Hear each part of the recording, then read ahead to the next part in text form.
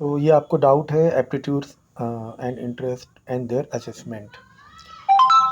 तो बेसिकली हम लोग इंटेलिजेंसी के बारे में पढ़ रहे थे। इंटेलिजेंसी का एग्जैक्ट कहाँ, मतलब कैसे हम समझ सकते हैं इंटेलिजेंसी को, कि कौन कितना इंटेलिजेंट है। तो क्या हम एजुकेशन से समझ सकते हैं, क्या हम कोई इसको टास्क दे दें उससे समझ सकते हैं, कैसे पता चलेगा कि कोई कितना इंटेलिजेंट है। तो यहाँ पर यही दिया हुआ है कि अगर किसी को मैथ बहुत अच्छे नंबर आ रहे हैं मैथ में, और किसी को मैथ में नंबर अच्छे नहीं आ रहे मैथमेटिक्स में, तो क्या जिसके नंबर अच्छे आ रहे हैं वो इंटेलिजेंट हम उसे कहेंगे, और जिसके नंबर अच्छे नहीं आ रहे उसे हम इंटेलिजेंट नहीं कहेंगे।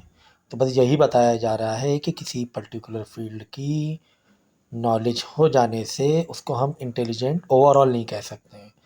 हो सकता हो वो मैथ में बहुत अच्छा हो, लेकिन वो बाकी दूसरे साइंस में बिल्कुल उसको समझ में अच्छी नहीं आ रही, अच्छा नहीं कर पा रहा है वो, या स्पोर्ट्स में अच्छा नहीं है, ठीक है, या उसे सोसाइटी की अच्छी समझ नहीं है, general knowledge, reasoning, logicals, reasoning, situation, उसकी अच्छी समझ नहीं है, सिर्फ वो, या सिर्फ वो पढ़ाई में ही सबसे आगे आगे। अक्सर हम देखते हैं पढ़ाई में ही सिर्फ बुकिश नॉलेज होती है, उसको अगर प्रैक्टिकल नॉलेज और सोसाइटी की नॉलेज नहीं रही तो उसको भी इंटेलिजेंट नहीं समझा जाता है। तो इंटेलिजेंट किसे कहेंगे? अगर कोई मैथ में अच्छा है तो कोई आर्ट्स में अच्छा है, या कोई साइंस में अच्छा है तो कोई मशीन्स मैकेनिक में बहुत अच्छा है। अक्सर होता है ना, बच्चे अक्सर देखते हैं कि जो बच्चे पढ़ाई में उतने अच्छे नहीं होते, प्रैक्टिकल नॉलेज में काफ़ी अच्छे होते हैं। इन जनरल बता रहे हैं, ऐसा होता है, ठीक है ना, ऐसा होता है।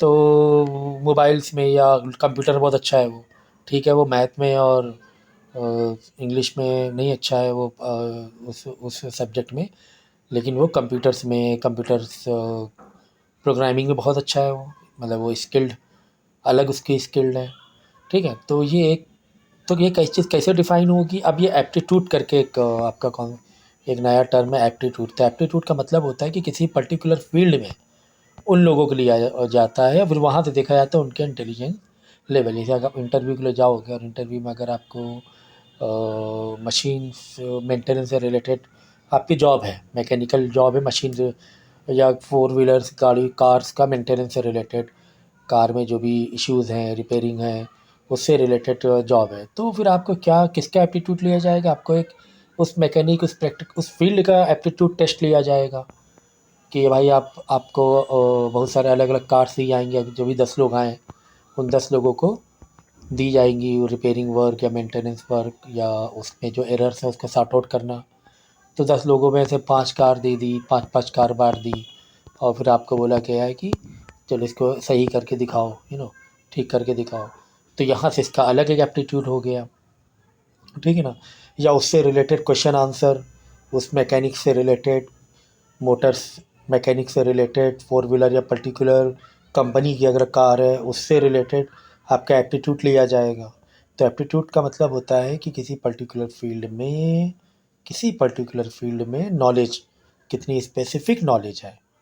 आपको म्यूज़िक में कितनी अच्छी नॉलेज है, आपको मैकेनिक की कितनी अच्छी नॉलेज है, आपको मेडिकल में कितनी अच्छी नॉलेज है।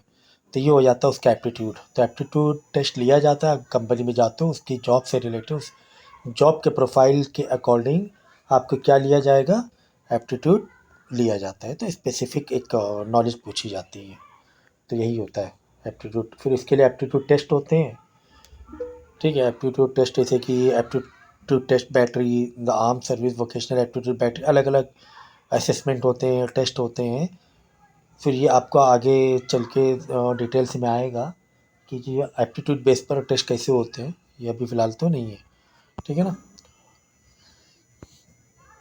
तो ये था ओवरऑल, जो आपको जो डाउट था मैंने आपको एक्सप्लेन कर दिया।